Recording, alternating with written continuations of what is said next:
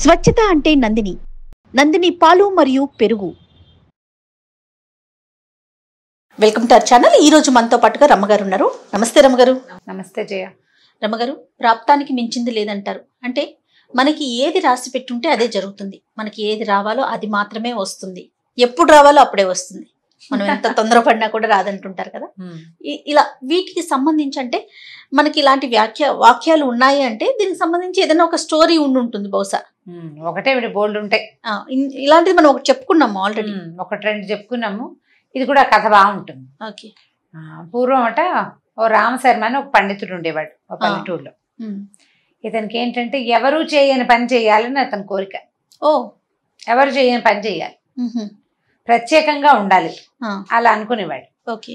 అయితే కొంచెం పెద్దవాడు అయ్యాక పెళ్లి సంబంధాలు వచ్చినాయి. వస్తే ఏం చేశాడు అతను, ఆ సంబంధాలు ఈ సంబంధాలు ఏవో అవి ఇవి ఇవి ఇవి చూశాడు. చూసినప్పుడు వాళ్ళ నాన్న ఏమన్నాడంటే, బొరే జాతకం చూపించుకుని పెళ్లి చేసుకుందు కానరా అంటే, అదేమిటి నాన్న జాతకాలు చూస్తే ఎట్లా, మనకి ఏది రాసి పెట్టిందో అదే కదా వస్తుంది అని ఒక చిన్న అమాయకత్వం అనమాట. అది మనకి రాసి పెట్టిందే వస్తుంది. నువ్వు జాతకం చూపించినా అవతల వాళ్ళు మంచి సరిగా ఇవ్వలేదనుకో, దొంగ జాతకం ఇచ్చారనుకో, అప్పుడు మనకి ఏది ప్రాప్తమో అదే కదా వచ్చేది. అలా మాట్లాడేవాడు. ఏవో ఆ సంబంధాలు ఈ సంబంధాలు బోర్డు సంబంధాలు చూశారు. చూసేసరికల్లా ఇతను పిల్లల్ని చూడడానికి వెళ్తుండేవాడు. అమ్మాయి బాగుంది, అమ్మాయి బాగుంది, బాగోలేదా చూసేవాడు. ఆ ఊళ్ళోనట ఒక అత్యంత అనాకారి పిల్ల ఉందిట పక్క ఊళ్ళో. అమ్మాయి వంకరగా పొట్టిగా సామాన్యంగా ఉండేది, ముక్కు మొహం అసలు బాగుండేవి కాదు, అస్సలు బాగుండదు, అనాకారి పిల్ల. అయితే ఏమైంది, వీడు పోయి ఆ పెళ్లి సంబంధం కూడా వచ్చింది. వాళ్ళు జంకుతూనే వచ్చారు, కానీ ఇతను అమ్మాయిని చేసుకుంటానన్నాడు. అందరు ఆశ్చర్యపోయారు. అదేమిట్రా, శుభ్రమైన పిల్లలు బోళ్ళ మంది వస్తే అనాకారి పిల్లని ఎందుకు చేసుకోవాలంటే, మరి దానికి మాత్రం పెళ్ళవద్దా, నాకు దీన్ని చేసుకోవాలనిపిస్తుంది అంటే ఇదే నాకు రాసి పెట్టుందనమాట అని ఇలాగా అడగోలుగా మాట్లాడి ఆ పిల్లని చేసుకున్నాడు. చేసుకుంటే అందరూ ఊళ్ళో అనేవాళ్ళు అనాకారి వాడి దాని పెళ్ళ మొగుడని ఈవిడిని, అతన్ని అనాకారి ఆవిడ మొగుడు. అక్కడి నుంచి అదొక మాట. అక్కడి నుంచి విడిపించి గుర్తింపబడ్డాడు అనమాట. ఈ త్రిభంగిగా కుబ్జగా ఉన్న పిల్లని చేసుకున్నాడని. 3 వంకర్లు ఉన్నా సరే, అంటే ముక్కు మొహం వంకరగా ఉంది, పొట్టి గూని అన్ని ఉంటే దాన్ని చేసుకున్నాడని ఓ విచిత్రంగా గుర్తింపు కావాలి. అంతే అంతే. అది మంచి అయినా చెడైనా. కొన్ని రోజులు గడిచినాయి. గడిచేసరికల్లా ఎవరింటికి వెళ్ళినా అదేమిట్రా నువ్వు చక్కగా ఉన్నావు, మీ ఆవిడేమిట్రా ఇలా ఉంది అని, లేకపోతే మీరు భలే చక్కటి వారండి మీరు ఇలాంటి అమ్మాయిని చేసుకున్నారు ఏమిటని అనేవాళ్ళు. వీడికి మెల్లిగా జంకు మొదలైంది లోపల. ఏమిటి, నేను నా ప్రాప్తాన్ని కాకుండా వేరే వాడి ప్రాప్తాన్ని తెచ్చేసుకున్నానేమో, మిగిలిన వాళ్ళు ఎవరిని ఏమనుకున్నా నన్నే ఇలా ఎందుకు అంటున్నారు అని ఒక కించగా ఉండేది లోపల. అయితే ఈ అమ్మాయి చక్కగా పనిచేసేది, పని మంత్రాలు బుద్ధి మంత్రాలు అన్నీ బాగానే ఉండేవి. అయితే ఏమనుకున్నాడు, కొన్నాళ్ళు పోయాక శివుణ్ణి ప్రార్థించాలి. ప్రార్థించి అదృష్టం ఏదైనా కలగజేయమని అడగాలి, ఈ అనాకారి పెళ్ళాన్ని మార్చమని అడగాలని అనుకున్నాడు. అనుకుంటే బాగా ఆలోచించాడు. వీడు కొంచెం తెలివి తక్కువ వాడు, కొంత ఏదో అమాయకత్వం ఉంది కదా, నేనే కదా భగవంతుడిని, అంటే ప్రతివాడిలోనూ దేవుడు ఉంటాడు. ఆత్మజ్ఞానం అయిన వాడు ఏంటంటే తనలోనే ఉన్న పరమాత్మని గ్రహించగలుగుతాడు అని చదువుకున్నాడు అనమాట. సో నాకు ఆత్మజ్ఞానం ఉంది, నేను చదువుకున్నా కదా, నాకు చదువుకోవడానికి ఆత్మజ్ఞానానికి సంబంధం లేదు, అతని ఉద్దేశం అనమాట అది. కాబట్టి నేనే శివుణ్ణి అని చెప్పి ఏమన్నాడు, భార్యని ఏమే ఒక నేతి బొబ్బట్లు చేసి పెట్టు, బాగా ఒక పెద్ద మూట నిండా, నేను ఇవాళ నుంచి శివారాధన చేస్తానని అన్నాడు. భార్యకి ఏం తెలుసు వీడు ఏ శివారాధన చేయబోతున్నాడు అని బొబ్బట్లు చేసింది. మూట కట్టి బొట్లో పెట్టి అన్ని బొబ్బట్లు, ఒక చెంబుతో నెయ్యి ఇచ్చింది. ఆ నెయ్యి పుచ్చుకుని ఆ బొబ్బట్లు పుచ్చుకుని పోయి చెరువు గట్ట మీద ఒక రావి చెట్టు కింద కూర్చున్నాడు. శివోహం శివోహం అని జపం చేసుకుంటూ నేనే శివుణ్ణని ఒక్కో బొబ్బట్టు ఆ నేతిలో ముంచా, నోట్లో వేసుకోవా, శివుడు లోపలున్న శివుడికి ఆహారం పెడుతున్నానని. ఇక 30-40 బొబ్బట్లు చేసి ఇచ్చింది. ఒక 15 తినేసరికల్లా పొట్ట బయటకు వచ్చేస్తుంది, ఉబ్బిపోతుంది, మింగలైపోతున్నాడు. అయినా సరే ఎలా గోలాగా శివుడికి అవన్నీ ఆ బొబ్బట్లన్నీ పెట్టి అప్పుడు తన కోరిక కోరాలని అనుకున్నాడు. కొంచెం చల్లబడేసరికల్లా శివపార్వతులు వ్యాఖ్యాలకు వస్తారట పైన ఆకాశంలో.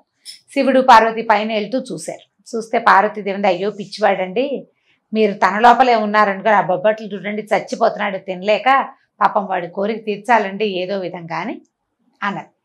అనేసరికల్లా సరే ఇద్దరు శివుడు పార్వతి ఇద్దరు కిందకెళ్ళారు. కిందకెళ్ళేసరికి లేపారు. ఏరా నాయనా ఏమిటి ఏం చేస్తున్నావంటే నీకే బొబ్బట్లు పెడుతున్నాను స్వామి, వాడు తింటున్నాడు, దాన్ని తింటూ నీకే పెడుతున్నాను అన్నాడు. అనేసరికల్ శివుడు అన్నాడు ఏం కావాలరా అన్నాడు. ఏం కావాలి, దేనికోసం ఇలా చేస్తున్నావంటే ఇతని దృష్టి పార్వతీదేవి మీద పడింది. ఆవిడ మహాసౌందర్యవతి, పరమాద్భుత సౌందర్యం, దైవిక సౌందర్యం, అమ్మవారి సౌందర్యాన్ని నోరు తెచ్చుకుని చూస్తున్నాడు. చూస్తుంటే సరికల్లా ఏమైంది, శివుడు అడిగాడు అనమాట, ఏమిటో నాయన అదే పనిగా చూస్తా ఉంటే, మహాశయ ఆ సౌందర్యవతి అయిన భార్యను చేసుకోవాలనుకున్నాను, తర్వాత గుర్తింపబడే భార్యను చేసుకోవాలనుకున్నాను, అనాకార పెళ్ళాన్ని చేసుకున్నాను, ఏం చేయాలో తెలియట్లేదు అంటే, సరేలే నీకు 3 రాళ్ళు ఇస్తాను, నువ్వు ఏం కావాలని కోరుకుంటున్నావో కోరుకుని రాయి విసిరి, అప్పుడు నీకు కావాల్సింది జరుగుతుంది, నువ్వు ఏం కోరుకుంటే అది అని చెప్పి 3 అంతంత గులకరాళ్ళు ఎత్తి చేతిలో పెట్టాడు శివుడు. శివుడు పార్వతి ఇద్దరు డింగుమని మాయమైపోయాడు. వీడేం చేశాడు, ఇంటికి వెళ్ళాడు. ఇంటికి వెళ్ళి అక్కడి నుంచి భార్యను చూసేసరికల్లా భార్య అడిగింది, ఏమండి బొబ్బట్లన్నీ ఏమైనాయండి, స్వామికి ప్రసాదం పెట్టి తెచ్చారంటే, లేదే బొబ్బట్లన్నీ స్వామివారు సేవించేశాడు, వరం ఇచ్చాడు, ఉండు నేను నీకు మంచి మాట చెప్తానని ఆ రాయి ఎత్తి చెరువులో వేసేసి నా భార్య అతిలోక సౌందర్యవతి అవ్వాలని కోరుకున్నాడు. ఈ అమ్మాయి బ్రహ్మాండంగా మారిపోయింది, మామూలు అందం కాదు, మెరిసిపోతోంది. అబ్బో ఎంతో బాగుంది. అక్కడి నుంచి భార్యను చూసి చాలా ఆనందించాడు, సంతోషించాడు, ఇక చెప్పలేని సౌందర్యం. అక్కడి నుంచి ఏమైంది, సరే తెల్లారిపోయింది. పొద్దున్నే ఈయన సంధ్య వాచుకోవడానికి వెళ్ళాడు. ఈ అమ్మాయి ఏమో మంచినీళ్ళు తెచ్చుకోవడానికి చెరువుకు బయలుదేరింది. చెరువుకు బయలుదేరితే అందరూ ఎవరమ్మాయి ఏ ఊరమ్మా అని అడుగుతున్నారు. నేనేనండి ఫలానా రామశర్మ భార్యని, మా ఆయన శివుడి దగ్గర వరం అడిగి నన్ను అందంగా తయారు చేశాడని చెప్పింది. ఊళ్ళో వారా వీర అందరూ ఆపి అడిగి నిజమా అవునా అని ఆశ్చర్యపోయే లోపల బాగా ఎండెక్కిపోయింది. ఆయన ఇంటికి రాలేదు ఇంకా చెరువు నుంచి. మండలాధీశుడు ఆ ఊరు మండలానికి నాయకుడైన ఒక సైన్యాధిపతి ఆ వైపుగా వస్తూ ఈవిని చూసి మోహించాడమ్మా ఎంత అందంగా ఉంది అని దగ్గరికి వెళ్ళాడు. వివాహం చేసుకోనని అని అడిగాడు. నేను వివాహితనండి, ఫలానా రామశర్మ గారి పెళ్ళాన్ని, నాకు పెళ్ళికి కుదరదండి మీతోటంది అనేసరికి ఇప్పుడు మళ్ళీ మండిపోయింది. బోడి రామశర్మకి ఇంత అందగత్తా, వాడికి ఏమొచ్చు, చదువు సంధ్య ఏదో చదువుకున్నాడు అమాయకుడు, వాడికి ఏం తెలీదు, వాడికి ఇంత అందగత్త భారీగా ఉంటామేమిటి, అదేమిటో నాకే కావాలనుకున్నాడు. సరే ఇలా లాభం లేదని వెళ్ళిపోయి ఒక 1 డజన్ మంది సైనికుల్ని పంపించాడు. ఫలానా రామశర్మ ఇంట్లో అందమైన అమ్మాయింది, దాన్ని పట్టుకురండి. సరే ఏమైంది, ఈయన చెరువు నుంచి ముగించుకుని రామశర్మ గారి ఇంటికి వెళ్తుంటే ఈ భార్యమణిని ఎవరో లాక్కుపోతున్నారు. అయ్యో నా పెళ్ళామని వెంబడబడ్డాడు. ఆ అమ్మాయేమో లబో దిబోమని నేర్చింది. అందమని నేర్చావు, ఇప్పుడు అందమే మనకు బంధమైంది, వాళ్ళు ఎత్తుపోతున్నారు అని తిట్టింది. తిట్టేసరికి ఇంకేం చేయాలో తెలియలేదు. మండలాధ్యక్షుడు తలుచుకుంటే అదే చేయాలి, నా పెళ్ళామన్నా ఏం వాడు ఒప్పుకోడు. అయితే అయింది, నువ్వు ఇంకో పెళ్లి చేసుకో, ఈ పిల్ల నాకు కావాలంటాడు. ఏం చెయ్యాలి, అప్పుడు గుర్తొచ్చి శివుడు ఇంకో 2 రాళ్ళు ఇచ్చిన రాళ్లలో 2 ఉన్నాయా, 2వ రాయి విసేసి నా పెళ్ళాం ఎలుగుబంటిగా మారిపోవాలని కోరుకున్నాడు. ఎలుగుబంటి అయిపోయింది అమ్మాయి.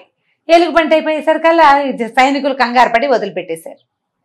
మరి వీడు పెళ్ళాం కదా ఎలుగుబంటి, అదేం చేస్తుంది, ఎక్కడికో అడవిలో పోదు కదా, ఎగురుకుంటూ ఇంటికి వచ్చేసింది. వచ్చేసి భర్త దగ్గర నుంచింది. ఇంత ఎత్తున ఎలుగుబంటి, దాని ఒంటి నిండా నల్లగా వెంట్రుకలు, దాని ముక్కు మూతి చూస్తే అది ఇంట్లో పనిచేయడానికి రెడీగానే ఉంది ఎలుగుబంటి రూపంలో కూడా. ఈయనకే అసహ్యం పుట్టింది.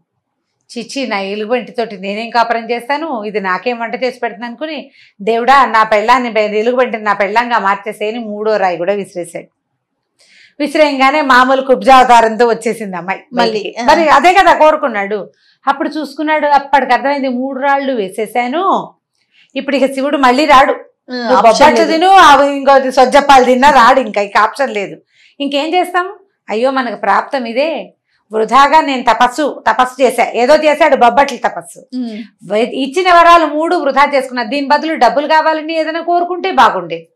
పాపం భార్య ముందే చెప్పింది, మనకు బాగా డబ్బులు ఇల్లు బాకిలి కోరుకుందామండి, పేదవాళ్ళం కదా అంటే, ముందు నువ్వు అందం కావాలి, తర్వాత ఇంకో 2 రాళ్లతో డబ్బులు రాజ్యం కోరుకుందాం అనుకున్నాడు. పెళ్ళాన్ని ముందు అందగత్తం చేసేసరికి టాప్ ప్రయారిటీ అందానికి ఇచ్చేసరికి అది కాస్త ఇలా అయింది అనమాట. అందం కాస్త బంధం అయ్యి చివరికి ఇలా అయిపోయింది. దాంతో నా ప్రాప్తాన్ని మించింది లేదు, నాకు కురూపి పెళ్ళామే నా జాతకంలో రాసుందని దేవుడికో దండం పెట్టుకుని ఊరుకున్నాడు. విధిని తప్పించలేం. మనకి ఏది రావాలని ఉంటుందో, ఏది జరగాలని ఉంటుందో ఆటోమేటిక్గా ఆ టైంకి జరిగిపోతుంది అంతే. మనకి అక్కర్లేని ఒక్కొక్కసారి దానికి మనం ఏం చేస్తామంటే గ్రహస్థితులు అవి చూస్తారు, మనకి టైం బాగుండలేదు అని అనుకున్నప్పుడు ఏదో భగవద్ ధ్యానం చేసుకోండి, గుడికి వెళ్ళండి, దానం చేయండి, అవి చేయండి, ఇవి చేయండి అంటే మన నెత్తి మీద పిడుగుబాటు పడాల్సింది నెత్తి మీద పడకుండా పక్కన పడుతుంది. పిడుగుపడ్డం గ్యారంటీ, పిడుగుపడ్డం మనం వెంట్రుక వాసి దూరంలో పడుతుంది, దానివల్ల వచ్చిన అదురు బెంగ భయం ఏర్పడతాయి. బాధ తక్కువగా ఉంటుంది. అంతే తప్పిస్తే దాన్ని పూర్తిగా మనం విధి రాతని అస్సలు తప్పించుకోలేము. బాగుంది రమ్మగారు, చిన్న కథ కదా, చాలా బాగుంది. ముందు నీతి ఉంది కథలో. అదే. రైట్ రమ్మగారు, ఇంకో స్టోరీతో కలుద్దాం. తప్పకుండా చేయం. ఇక ఈ వీడియో కనుక మీకు నచ్చినట్లయితే లైక్ చేయండి, షేర్ చేయండి. మరిన్ని వీడియోస్ కోసం మా ఛానల్ సబ్స్క్రైబ్ చేసుకోండి.